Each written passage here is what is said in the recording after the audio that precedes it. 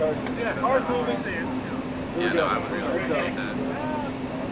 Can't guarantee it.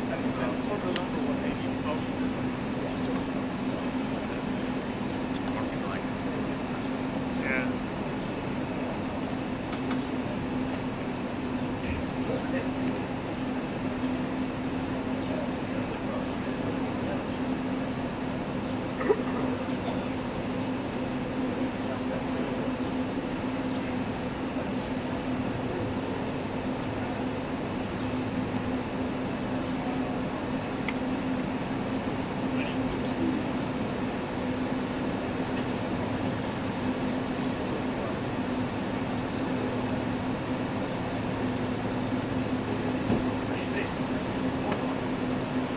President Trump, sir, your message to the people of Germany.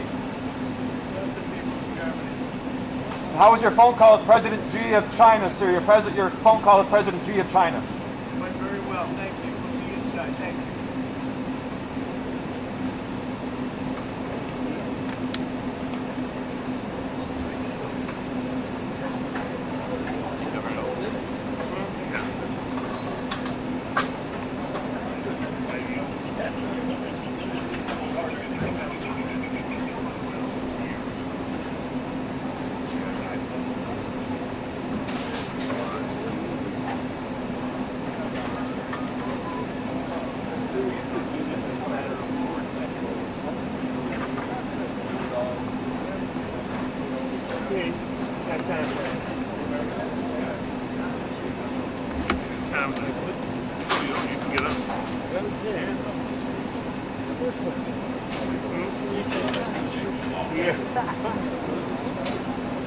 Watch out, the monitor is still.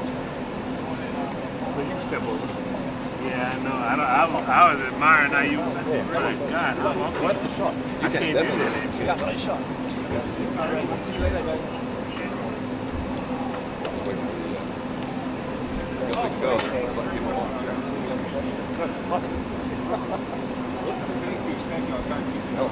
Yeah. Thank you. Thanks a lot. Got your question then. Flat! Order!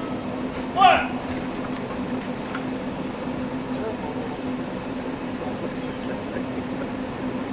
Flat! Port! Flat!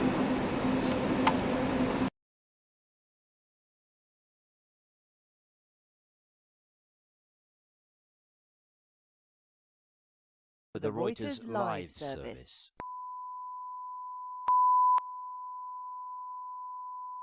This is the primary audio circuit for the Reuters live service.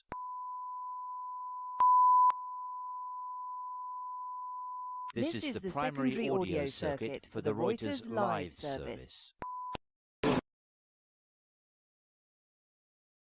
Ceremonial. It's lunchtime. So DC just called me like, oh.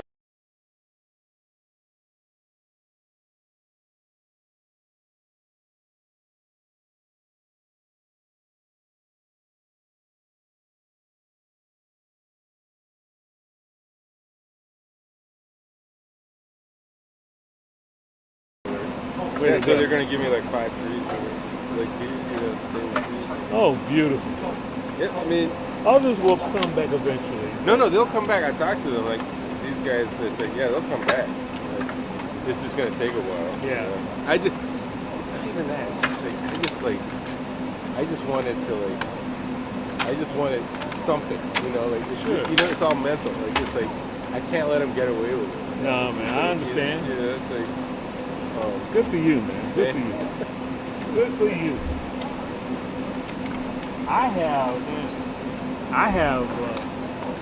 Man, I've got so much stuff from this place. Remember those bulbs that they used to give out Oh back my in the God. day? I remember that. Johnny used to You must give have it. Remember they gave away the sacks of the bulbs? sacks of them. And remember the trees that used to be here? They He give you cut the 'em trees? Yeah. Oh, I got them really? at You home. planted them in your place? Yes. From here. The ones that used to be here. The guy who used to be the tree guy. Yeah. Johnny. Yeah, he's got. I ran into him like at some like. These are bushes actually, but they're big. They were big. I ran into him at like this this DC like event for like this thing for like people who are like trying to learn how to like fight how to make claims for how to like what do you call it when they give you an assessment for your taxes, how to like fight your assessment. He was at one of these seminars like in Northeast one that I was like, oh man, what are you doing? Yeah, but he's retired now. Oh yeah. He was a nice. Oh yeah, man. Dale was most of the Huh? Dale, Dale's been here forever now. Dale is the one who knows everything. I remember that he tried to every leave. once. He remembers every single day. He's been here forever. Yeah, he's the one who like because I asked him like about some tools and he was like he told me the catalog and that's why I buy all my stuff from them that they buy from. Yeah, he is. He's the one. I swear he's like a wizard. He's a druid, I guess. Yeah. Like the way he gets to keep all that stuff alive back here is nuts. That and he also always took care of the dog. Yeah. He was I'm impressed. he used to walk Commander. Yeah. He's a nice guy. Yeah, he's Watching how they take it up, I was impressed.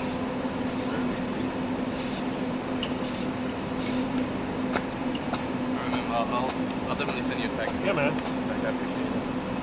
See you later. Take care.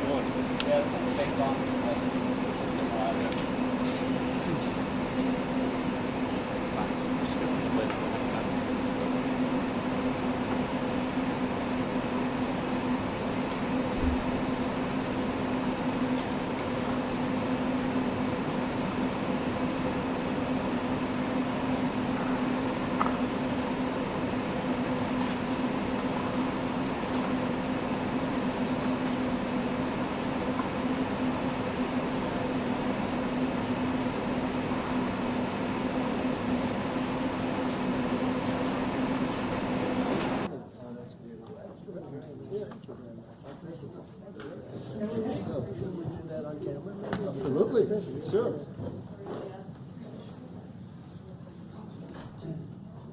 So to let you know, this is the birth certificate of Donald Trump's grandfather, born in 1869, close to Bad Dürkheim, right?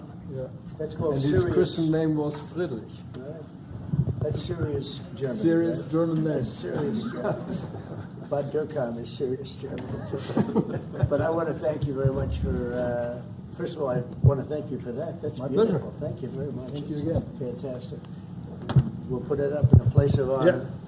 Yeah. I don't know, maybe we can, let's see. We have to put it up there someplace.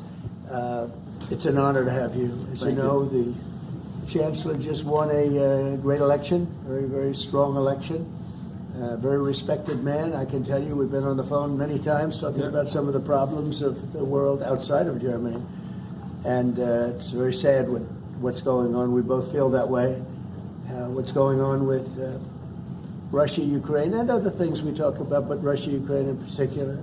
I'd like to see it end, and maybe it'll end, but we get some news, there'll be some fighting. Something happened a couple of days ago, and now they do a return, and here it goes. It's not good. He's unhappy about it. I'm unhappy about it. But I think eventually we're going to be successful in stopping the bloodshed. It's pure bloodshed. 5,000-6,000 young soldiers a week are being killed. You know that there's numbers. Yeah, we know the numbers. They're staggering. They're staggering numbers. But Chancellor, I just want to congratulate you, and I want to welcome you to the Oval Office. Thank you. It's an Oval Office that's in very good shape. We like fixing things up and having them tippy-top like they have in Germany. Yeah. They do that in Germany very much, and we do it here. We're having a very good run. I also had a great election, great win, won everything. Won the popular vote, all 7 swing states, which is a big deal. Yeah. It's pretty unusual to do that. And we have a great mandate from the people, and part of our mandate is we're going to have a great relationship with your country. So I just want to thank you very much for being here, and if you'd like to say a few words. Absolutely. So, thank you, first of all, Mr. President, for your kind invitation to come to Washington, D.C. I was in this building first time ever in 1982, I told you, when former President Ronald Reagan was in office. So I'm very happy to be here again and to offer our close cooperation with the United States of America. We are having so much in common, our history. We owe the Americans a lot. We will never forget about that. And so with your German provenance, I think this is a very good basis for close cooperation between America and Germany. So again, thank you. Thank you for the hospitality, and thank you for having your guest house for a night. This is a great place. Great place. Many thanks for that. I really enjoyed it. Thank you. It's a wonderful place. It's a landmark also. And Blair House is it's a nice place to stay. Yeah. Good. Thank you very much for saying that. Would you have any questions for us? Mr. President, on your new travel ban, why now? And if the Boulder attack was part of your reasoning, why not include Egypt on that list where the suspect is from? Well, because Egypt has been a country that we deal with very closely. They have things under control. The countries that we have don't have things under control. And why now? I can say that it can't come soon enough, frankly. We want to keep bad people out of our country. The Biden administration allowed some horrendous people, and we're getting them out one by one, and we're not stopping until we get them out. We have thousands of murderers. I even hate to say this in front of the Chancellor. Of course, you have a little problem, too, with some of the people that were allowed into your country. It's not your fault. It's not your fault. It shouldn't have happened. I told her it shouldn't have happened, what she did. But you have your own difficulty with that, and we do, and we're moving them out, and we're moving them out very strongly. But it can't come fast enough. We want to get them out. We want to get them out now. We don't want to have other bad people coming into our country. By using the word bad, I'm being nice. Okay, the Democrats say it's a distraction, Mr. President. You put out on Truth Social a post regarding your conversation with President Xi. Right. Can you talk about whether or not you feel that trade talks, trade relations are back on track after appearing to be a little bit off track last week? A little bit off track. It was only the complexity. It's pretty complex stuff. We had a very good conversation with President Xi a little while ago, just before your arrival. In fact, we just hung up, and they said, "You're here." I said, "That's pretty good." Two great leaders of the world in a very short period of time. We had a very good talk, and we've straightened out any complexity. It's very complex stuff, and we straightened it out. The agreement was we're going to have Scott and Howard and Jameson will be going and meeting with their top people and continue it forward. But no, I think we have everything. I think we're in very good shape with China and the trade deal. We have a deal with China, as you know, but we were straightening out some of the points, having to do mostly with rare earth, magnets, and some other things. So those reduced trade tariff rates, they remain in effect? Yeah, we have the deal. I mean, we've had a deal. We announced the deal, and we'll be, I guess you could say, I wouldn't even say finalizing it up, Scott. I would say we have a deal, and we're going to just make sure that everybody understands what the deal is. Okay? We had a really good conversation. By the way, he invited me to China, and I invited him here. We've both accepted. So I'll be going there with the First Lady at a certain point, and he'll be coming here, hopefully, with the First Lady of China. Did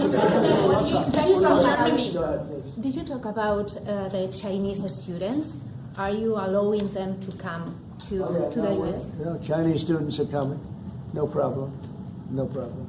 Okay, It's our honor to have them, frankly. Look, we want to have foreign students, but we want them to be checked. You know, in the case of Harvard and Columbia and others, all we want to do is see their list. There's no problem with that. This is anybody outside of our country, international students, because when we see some of the people that we've been watching, we say, where do these people come from? How is that possible? No, we want to have foreign students come. We're very honored by it, but we want to see their list. Harvard didn't want to give us the list. They're going to be giving us the list now. I think they're starting to behave, actually, if you want to know the truth. Okay. Mr. President. On Russia, are you willing to put more pressure on Putin to end the war by imposing new sanctions on Russia and also on China? Well, remember, I'm the one that ended Nord Stream 2, going to a place called Germany, come to think of it. I'm sorry I did that. I don't know. But I ended Nord Stream 2. Nobody else did. And then when Biden came in, he immediately approved it. That's the largest, essentially the largest pipeline in the world, going to Germany and other countries. And by the way, we have so much oil and gas, you will not be able to buy it all. I mean, you literally, we have so much, and I hope we're going to make that a part of our trade deal because we have more than anybody else. We have actually the most by far in the world, probably double what anyone else has. So we'll work on that. I'm sure that's something we'll discuss today. Mr. President, what do you expect from Germany and what do you expect from the Chancellor? Well, first of all, I'm glad to meet because I've been dealing with the Chancellor, and he's a very good man to deal with. He's difficult, I would say. Can I say that? It's a positive. Go ahead. You wouldn't want me to say you're easy, right? No. Yeah, he's a very great representative of Germany. I think all we want is just going to have a good relationship. The rest will just sort of follow very easily. We'll have a good trade deal. I mean, I guess that will be mostly determined by the European Union, but you're a very big part of that, so you'll be involved. But we'll end up hopefully with a trade deal or we'll do something, we'll do the tariffs. I mean, I'm okay with the tariffs, or we make a deal with the trade, and I guess that's what we're discussing now. Mr. President, Back there, please. Go ahead. Mr. President? Okay. Is Germany doing enough on defense, Mr. President? Is Germany doing enough on defense? What? Defense spending. is Germany doing enough on defense? The Chancellor wants to. Is Germany doing enough on defense? Wants to spend 3.5. Well, I don't know. I mean, I haven't discussed it very much. I know that you're spending more money on defense now, and quite a bit more money, and that's a positive thing. I'm not sure that General MacArthur would have said it's positive. He wouldn't like it, but I sort of think it's good. You understand what I mean by that? Absolutely, I understand. He made a statement, never let Germany rearm. And I said, I always think about that when he says, sir, we're spending more money on defense. I say, ooh, is that a good thing or a bad thing? I think it's a good thing. But, at least to a certain point. There'll be a point when I'll say, please don't arm anymore, if you don't mind. We'll be watching him. Mr. President. Mr. Biden, Mr. President. Yeah, Biden. You say Biden. Your predecessor dismissed your Autopen investigation. He said he made all the decisions during his presidency. I'm curious your reaction to his dismissal. Well, look, the Autopen, I think, is the big scandal. Outside of the rigged election of 2020, I think the biggest scandal of the last many years is the Autopen. And who's using it? I happen to think I know, okay, because I'm here. And I'm not a big Autopen person, fortunately. I'm glad. I'm very glad. It's an easy way out. But it's a very bad thing, very dangerous. I sign important documents. Usually when they put documents in front of you, they're important. Even if you're signing ambassadorships, and I consider that important. I think it's inappropriate. You have somebody that's devoting 4 years of their life or more to being an ambassador. I think you really that person deserves to get a real signature, not an Autopen signature. And I can tell Autopen easily. I can look at it. Like two little pinholes from pulling the paper, right? You always see the pinholes. Yeah. It's real easy to tell about Autopen. I think it's very disrespectful to people when they get an Autopen signature. Outside, Autopen to me are used when thousands of letters come in from young people all over the country and you want to get them back. And, people use Autopens for that, to send a little signature at the bottom of a letter. We have thousands of them. We get thousands of letters a week. And it's not possible to, do. I'd like to do it myself, but you can't do it. To me, that's where Autopens start and stop. But I'm sure that he didn't know many of the things. Look, he was never for open borders. He was never for transgender for everybody. He was never for men playing in women's sports. I mean, he changed, all of these things that changed so radically. I don't think he had any idea that frankly, I said it during the debate and I say it now, he didn't have much of an idea what was going on. Mr. President. He shouldn't be, essentially whoever used the Autopen was the president. And that is wrong, it's illegal, it's so bad, and it's so disrespectful to our country. Mr. President. Mr. President, will you leave your troops in Germany? And if I may ask a question to the Chancellor to answer in German for the German audience. How was your first encounter been? The answer is yes. We'll talk about that. But if they'd like to have them there, we have a lot of them, about 45,000. It's a lot of troops. It's a city, when you think More of than it. that. That's Yeah. good economic development. They're highly paid troops, and they spend a lot of money in Germany. But the relationship with Germany is very important. Yeah, we'll be doing that, no problem. May I say a few words in German to Yes, the German please. public? So, danke für die Frage. Wir sind hier im Weißen Haus und ich bedanke mich beim Präsidenten für den sehr freundlichen Empfang im Oval Office in diesem weltweit bekannten Raum. Ich freue mich sehr, hier zu sein und wir bereiten eine Vertiefung unserer Zusammenarbeit vor. Ich freue mich sehr darüber. Mr. President, you've made Mr. President, You speak English because you speak such good English. Is it as good as your German, would you say? Do you feel, do you feel it's not more my comfortable? mother tongue. No, it's not my mother tongue, but I try to understand almost everything and Yeah, very good. to speak as good as I can. Very good.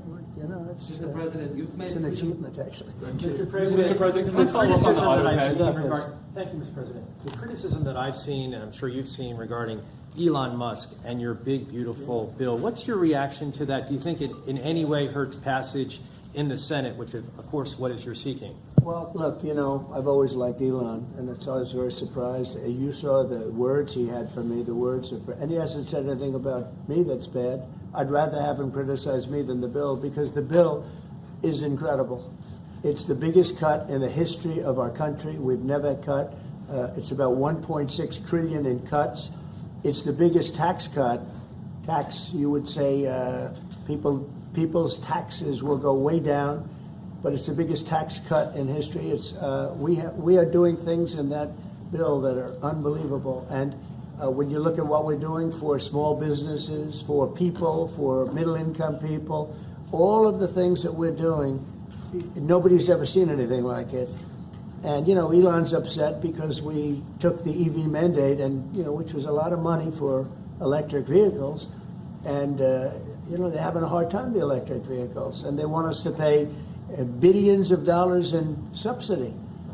And, you know, Elon knew this from the beginning. He knew it for a long time ago. That's been in there. That's been, I would say, JD, that hasn't changed. That's been right from the beginning, Mr. Secretary, that hasn't changed at all, right from the beginning. But I know that it disturbed him. He wanted, and rightfully, you know, he recommended somebody from that he, I guess, knew very well.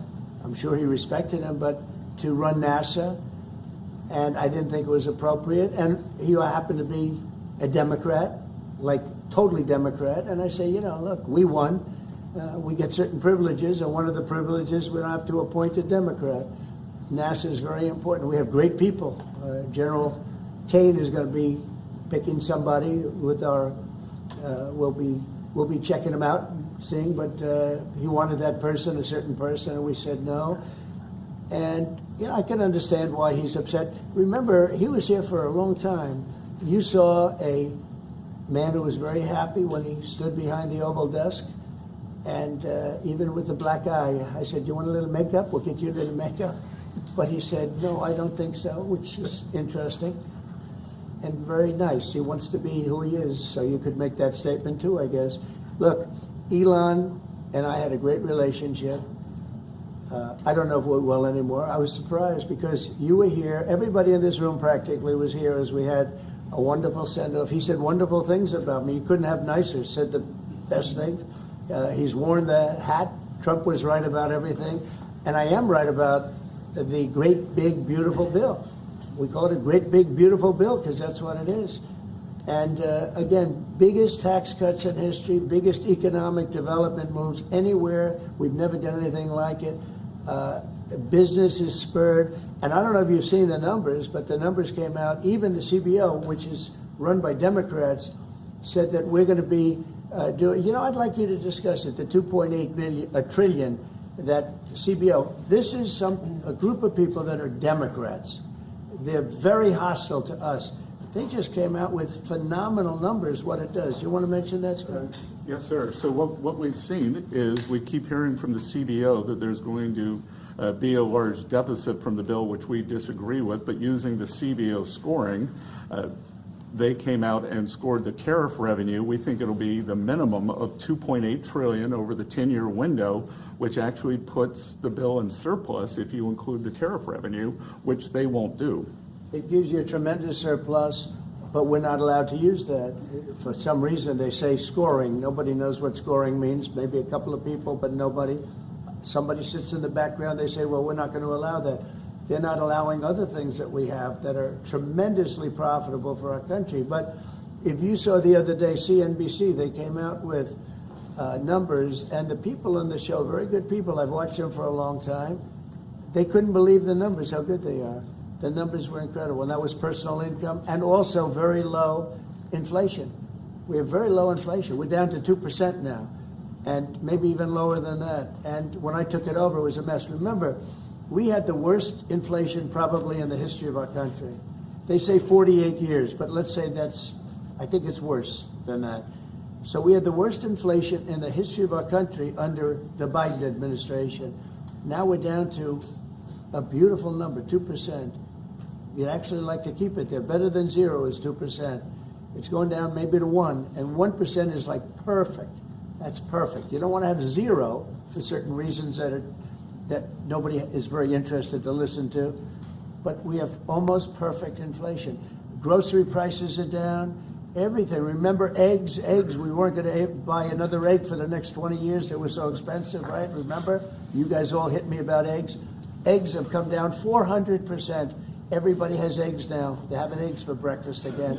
But if you look at gasoline, very important. I think always the most important because it's the energy is the biggest factor. That's what happened. He screwed up our energy policy, and everything went up because energy went up. But now energy is way down, and they have states where you're at $1.98 a gallon for gasoline. So the costs have come way down, and one of the things I ran on was that. I ran on the border. We have the best border in the history of our country, 99.99%. It was last week, 3 people came in, 2 of them for medical reasons. We let them in because one of them had a heart attack. I think that was a nice thing to do, and one of them had something else. So we've never I had very good numbers for 4 years, but we really topped it. And I want to thank Christie and Tom Homan. They've done a fantastic job. But nobody mentions that anymore. Remember, a few months ago, the border was a total disaster. People were coming in by the hundreds of thousands of people a day, a week, a month. I mean, we had a month, 2 million people came in 1 month. The border was being overrun, and a lot of bad people, criminals, murderers, drug dealers. We had some of the worst people in the world coming in from all over the world. It's totally closed. And you know what? People are coming into our country, but they're coming in legally. So we've done a great job. Elon knew that. Elon endorsed me very strongly. He actually went up and campaigned for me. I think I would have won. Susie would say I would have won Pennsylvania easily anyway, even if the governor ran, the real governor, not the governor from Minnesota, he's a sick puppy, that guy. That poor guy, I feel sorry for him. But they made a bad choice with him. But if you pick Shapiro or anybody else, I spoke to him recently about his house being set on fire, which was terrible. But if they picked him, I would have won Pennsylvania. I won it by a lot. But I'm very disappointed because Elon knew the inner workings of this bill better than almost anybody sitting here, better than you people. He knew everything about it. He had no problem with it. All of a sudden he had a problem. And he only developed the problem when he found out that we're going to have to cut the EV mandate because that's billions and billions of dollars. And it really is unfair. We want to have cars of all types. Electric, we want to have electric, but we want to have a gasoline, combustion. We want to have different. We want to have hybrids. We want to have we want to be able to sell everything. And when that was cut, and Congress wanted to cut it, he became a little bit different. And I can understand that. But he knew every aspect of this bill. He knew it better than almost anybody.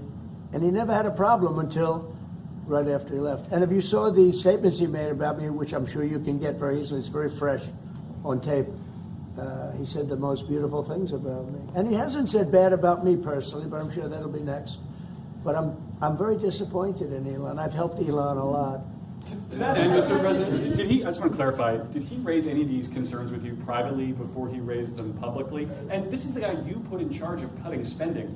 Should people not take him seriously about spending now? Are you saying this is all sour grapes? No, he worked hard and he did a good job. And I'll be honest, I think he misses the place. I think he got out there, and all of a sudden he wasn't in this beautiful Oval Office, and he's got nice offices too. But there's something about this one. I was telling the Chancellor, this is where it is. People come in here, even from Germany. They come in and they walk into the Oval Office, and it's just a special place. It's, you know, World War I, it started and it ended here, and World War II, and so many other things. Everything big comes right from this beautiful space. It's now much more beautiful than it was 6 months ago. A lot of good things are happening in this room, and I'll tell you, he's not the first. People leave my administration and they love us, and then at some point they miss it so badly, and some of them embrace it and some of them actually become hostile. I don't know what it is. It's sort of Trump derangement syndrome, I guess they call it, but we have it with others too. They leave and they wake up in the morning and the glamour's gone, the whole world is different, and they become hostile. I don't know what it is. Someday you'll write a book about it and you'll let us know. Yeah. Mr. President, speaking of ending wars in this room, you were very critical of Vladimir Putin a couple of days ago. What kind of play is he playing from your perspective? What are his... Well, look, he got hit. He's been doing hitting, so I understand it. But he got hit hard, and I don't think he's playing games. I think I've always said he wanted the whole thing. I thought he wanted the entire, everything having to do with Ukraine. That's something that would have never happened if I were president. The election was rigged. I didn't get to be president, but I got to be president now. And I think it's a much more important presidency. Other than a couple of things like that, the war would have never happened. The war with Ukraine, with Putin, would have never happened, ever, not even a chance. And it didn't happen for 4 years. And it wasn't thought of. I used to talk to him about Ukraine a lot. It was the apple of his eye, but he would have never done what he did. And I think mistakes were made by him, but I think mistakes were made by other people. The president should have never allowed that war. Biden should have never allowed that war to happen. If you had the right guy in here, that war would have never happened. Israel would have never happened with Hamas. That would have never happened. The attack on Israel would have never happened because Iran was broke. They had no money. They had no money to give to Hamas or Hezbollah or anybody else. And all of that would have never happened. Inflation wouldn't have happened. It was caused mostly by energy. And the Biden administration messed up my great energy policy. We were down into the $1.90 a gallon, and it would have never happened. It was caused by energy and their bad spending on the Green New Scam and other things that they spent on. But all of those things would have never happened. But maybe most importantly, the war, Chancellor, with Russia would never have happened with Ukraine. It was something that would have, you know, I dealt with Putin a lot. There was no chance, zero. And, you know, a lot of people say, how do you know? For 4 years it didn't happen. There was never a chance of it happening. And he understood the consequences. Now, it's a shame. And when you see all of those people, they came out with a report today that millions of people have died, much more than people thought. And I've been saying that for a long time. The amount of death in that war is far greater than the news has been reporting, or than, frankly, that either side has been reporting. It's a very sad thing. And I can tell you, just speaking for the Chancellor, because we speak about it, he feels the same way. He wants to see it ended. Would you like to say something? Absolutely. And I'm here, Mr. President, to talk with you later on how we could contribute to that goal. And we all are looking for measures and for instruments to bring this terrible war to an end. And may I remind you that we are having June 6th tomorrow. This is D-Day anniversary, when the Americans once ended a war in Europe. And I think this is in your hand in specific, in ours. That was not a pleasant day for you? No, that was not a pleasant... This was not a great day. In the long run, Mr. President, this was the liberation of my country from Nazi dictatorship. That's true. That's true. And we know what we owe you. But this is the reason why I'm saying that America is, again, in a very strong position to do something on this war and ending this war. So let's talk about what we can do jointly, and we are ready to do what we can. And you know that we gave support to Ukraine, and that we are looking for more pressure on Russia. The European Union did, and we should talk about that. We will talk about it, and you know, it's good timing. The numbers for our country are through the roof, the economic numbers, because of the election and because of tariffs and other things, a lot of things. But we've had some of the best numbers we've ever had. They were reported yesterday, the day before, and even today. Country's doing really well. I think that one of the things you'd be most interested in is that 6 months ago, we were having a hard time getting anybody to join our military. I mean, they just couldn't do it. The numbers were record low. We couldn't get people to join the military. It wasn't me. This was before I got there, the past administration. But 6 months ago, a year ago, the numbers were record low. You couldn't get them to join. That included the police.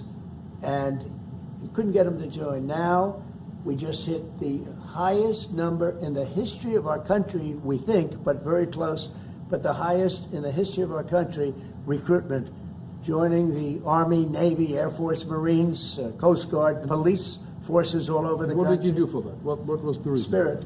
They love our country again. You know? You're going to do the same thing. Spirit. We have great spirit is back in our country, and it's very simple. You know, it was only, Susie, 6 months ago, right, that you got reports, you're the one that released them, that you couldn't get anybody to join the military, and now we're stocked. Every service now is packed, and we have waiting lists of people trying to get in, as good as we've ever had in the history of our country. So that's an honor. That's a great honor. Mr. President, on the war. You've asked. You've had enough. Go ahead. Mr. President, so would you consider to put more sanctions on Russia? Because this discussion is going on now for weeks and months, and you tweeted about it once, but then nothing happens. So yeah, when I see the moment when we're not going to make a deal, when this thing won't stop, is there a deadline? at that moment, yeah, it's in my brain, the deadline. When I see the moment where it's not going to stop, and I'm sure you're going to do the same thing, will be very, very, very tough. And it could be on both countries, to be honest. You know, it takes two to tango. But we're going to be very tough. Whether it's Russia or anybody else, we're going to be very tough. That's a bloodbath that's going on over there. And when I see the moment where I say, well, they're going to just keep fighting. You know, I gave the analogy yesterday when I spoke to President Putin. I had a 2-hour and 15-minute call with him. Sometimes, and this is me speaking maybe in a negative sense, but sometimes you see two young children fighting like crazy. They hate each other, and they're fighting in a park. And you try and pull them apart. They don't want to be pulled. Sometimes you're better off letting them fight for a while and then pulling them apart. And I gave that analogy to Putin yesterday. I said, President, maybe you're going to have to keep fighting and suffering a lot, because both sides are suffering, before you pull them apart, before they're able to be pulled apart. But it's a pretty known analogy. You have two kids, they fight. Sometimes you let them fight for a little while. You see it in hockey. You see it in sports. The referees let them go for a couple of seconds, let them go for a little while before you pull them apart. And maybe, and I said it, and maybe that's a negative because we're saying go, but a lot of bad blood. There's some bad blood between the two. I have to deal with it, and the Chancellor has to deal with it. It's incredible. The level of, there's a great hatred between those two men, but between the warring parties. Great hatred. You say and believe apparently that there's no immediate peace. What? That there's no immediate peace. There will be no. Well, I can't. I'd love to have immediate if I could. But why? If I could, but we don't have immediate. You know, it's like I'd love to have that. I'd like it to start. Right now, we would leave a room if we knew the war could end. We'd say, forget about you guys. Forget about trade. Right? Yeah. We'd say, let's go settle it. There's some additional fighting that's going to go on. You know, he attacked, and they attacked pretty harshly. They went deep into Russia, and he actually told me. I mean, I made it very clear. He said we have no choice but to attack based on that. And It's probably not going to be pretty. I don't like it. I said, don't do it. You shouldn't do it. You should stop it. But again, there's a lot of hatred. And, you know, I'm very proud of the fact that with India and Pakistan, I was able to stop that. And those are nuclear powers. And that would have really, that was getting close to being out of hand. And I spoke to some very talented people on both sides, very good people on both sides. And I said, you know, we're dealing with you on trade, Pakistan and India right now. I said, we're not going to deal with you on trade if you're going to go shooting each other and whipping out nuclear weapons that maybe even affect us. Because, you know, that nuclear dust blows across oceans very quickly. It affects us. And I said, if you're going to do that, we're not going to do any trade deals. And you know what? I got that war stopped. Now, I hope we don't go back and we find out that they started, but I don't think they will. They were both good. They were well represented. I want to congratulate both countries because, as you know, the leader of India, who's a great guy, was here a few weeks ago. We had some great talks. We're doing a trade deal. And Pakistan, likewise, they have very strong leadership. Some people won't like when I say that, but, you know, it is what it is. And they stopped that war. Now, am I going to get credit? I'll never get credit for anything. They don't give me credit for anything, but nobody else could have done it. I stopped it. I was very proud of that. I wish we could do the same thing with Ukraine and Russia. And at some point it'll happen. I believe that. And if it doesn't happen, or if I see somebody's out of line, if Russia's out of line, you'll be amazed how tough. Remember this. They like to say that I'm friends with Russia. I'm not friends with anybody. I'm friends with you. I'm not friends with them. I want the right thing to happen for our country, for everybody, for humanity.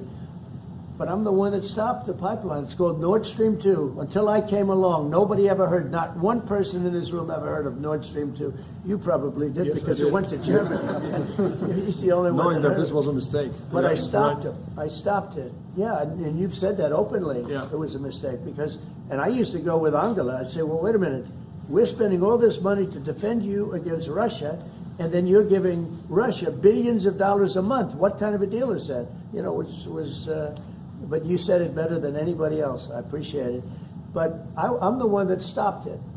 And that was the biggest economic development job, if you want to call it that, in the history, think of it, in the history of Russia. That was a massive, it's the biggest pipeline in the world. Going to go all over Europe, not only to Germany. You know, they were Germany, but then they were branching off all over to Europe. Nobody ever heard of, not one person of you heard of it. And I stopped it. It was dead. And then they say, I'm friends with Putin. I got along with him. He respected me, I respected him. It would have never happened. But I stopped Nord Stream 2. When Biden came in, almost the first week, he approved it. He let it be built. And then they say that I wasn't tough on Russia. Putin said to me, you know, you're not tough on Russia. You stopped the biggest, most important job we've ever done. You stopped it. And Biden came in and he let it be built. And I'll tell you what, I'll never forget the day I had it totally stopped. They weren't building. They gave up on it. They weren't able to. And then Biden came in and he let him build. I couldn't believe it. Okay, one or two questions more, please. Any questions? Any question for the Chancellor? Go ahead, for the Chancellor. That would be one. I like his answers much better. Well, will you continue to support Ukraine? Yeah, I'm with Ukraine. We just signed a big deal on rare earth with Ukraine. And I want to, you know what, I'm for stopping killing, really. That's what I'm for. Again, a war that would have never started, should have never started. I want to see the killing stop. We spent $350 billion, much more than Europe, but Europe spent a lot also. And they spent way over $100 billion. Yeah. So you're talking about close to $500 billion went into that whole thing. And it's not even the money, and I know with you too, it's a lot of money, but it's the death that's being caused. We went to the Middle East. I went last week to the Middle East. We took in $5.1 trillion. That's many, many times. That's 30, 40 times, 50 times more than what we're talking about. It's think of that, $5.1 trillion of investment with one trip that lasted 4 days. So it's not the money. It's a little bit of money, but not the money, the big thing. The big thing is the death. The death of And really the decimation, you've lost a whole culture. You know, Ukraine had the most beautiful turrets. They call them turrets, little towers, beautiful towers, the most beautiful in the world. They're all now laying on their side, blown to smithereens. It'll never happen again. They've taken away the culture of a country. They've taken away the heritage of a country. It's a terrible thing. But most importantly, again, is the death. 5,000 plus people a week, soldiers, are being killed. He doesn't want that, and I don't want that. One more. Yeah, please. Thank you. Mr. President, do you support the Graham bill on putting high tariffs on China? I haven't looked at it, but they'll be guided by me. That's the way it's supposed to be. They're going to be guided by me. No, I haven't looked at it. It's a bill on sanctions, etc. I'm a very quick study. At the right time, I'll do what I want to do. But it could very well be okay. I'll have to see. But they're waiting for me to decide on what to do, and I'll know maybe very soon. It's a harsh bill. Yeah, very harsh. How about one more on the Autopen, Mr. President? We'll take one more on the Autopen. Yeah, I would like to have a question to the Chancellor as well, because do you agree with the analogy the President made on the war between Russia and Ukraine as being a fight between two kids? Is that how you view that as well? And what do you actually want the US President to do in this? Well, I think we both agree on this war and how terrible this war is going on. And we are both looking for ways to stop it very soon. And I told the President before we came in that he is the key person in the world who can really do that now by putting pressure on Russia. And we will have this debate later on again, how we can proceed jointly between the Europeans and the Americans. And I think we are having the duty to do something on that now to stop it after 3.5 years, which is really terrible. Look at the kids, the kids which were kidnapped from Ukraine to Russia. This is all terrible. And so we are talking about instruments, measures, what we can do, and my personal view is clear on that. We are on the side of Ukraine, and we are trying to get them stronger and stronger just to make Putin stop this war. And this is our approach. We get satellite pictures of the warfield, and you don't even like to look at them, right? It's terrible. So it's really bodies, terrible. arms, heads, legs all over the place. You've never seen anything like it. It's so ridiculous. And this is only by Russian weapons against Ukraine. This had never happened with Ukraine weapons against Russia. Never.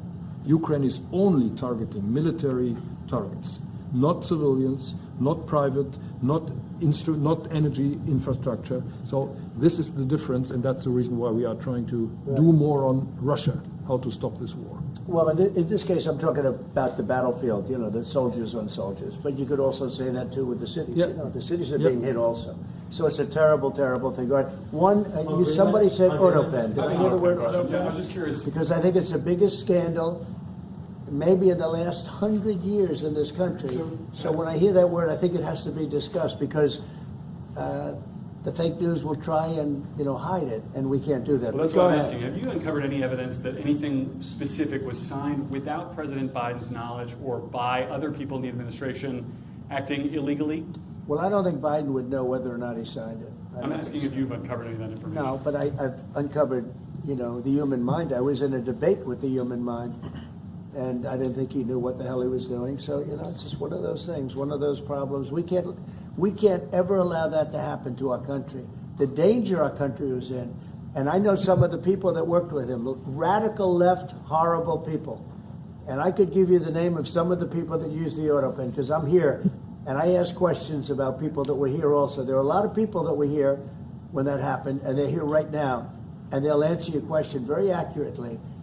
But I know some of the people that used that Autopen, and those are not the people that had the same ideology as Joe Biden.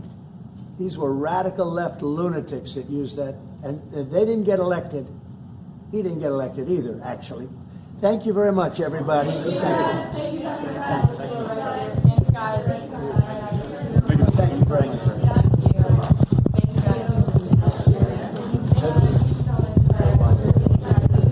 guys.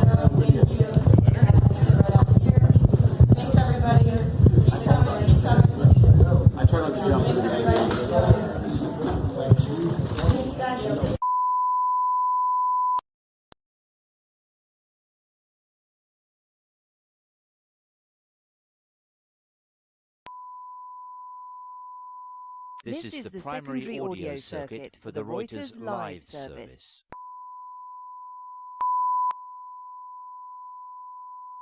This is the primary audio circuit for the Reuters live service.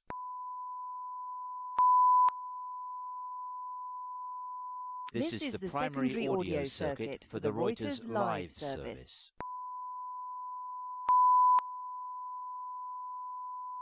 This is the primary audio circuit for the Reuters live service.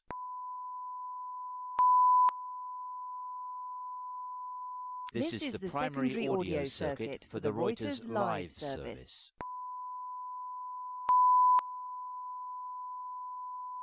This is the primary audio circuit for the Reuters live service.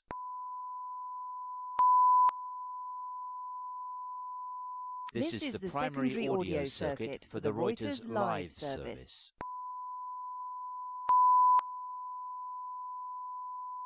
This is the primary audio circuit for the Reuters live service.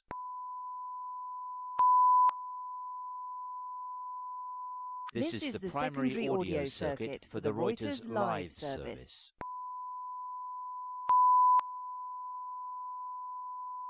This is the primary audio circuit for the Reuters live service.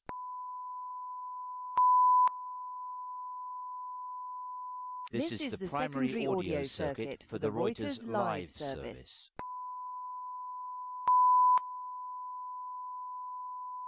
This is the primary audio circuit for the Reuters live service.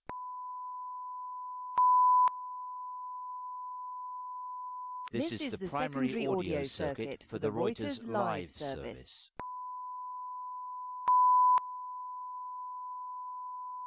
This is the primary audio circuit for the Reuters live service.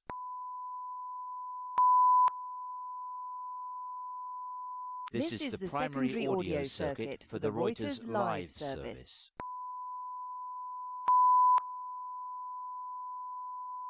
This is the primary audio circuit for the Reuters live service.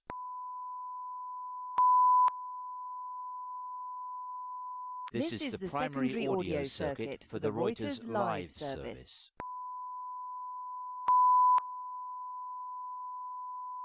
This is the primary audio circuit for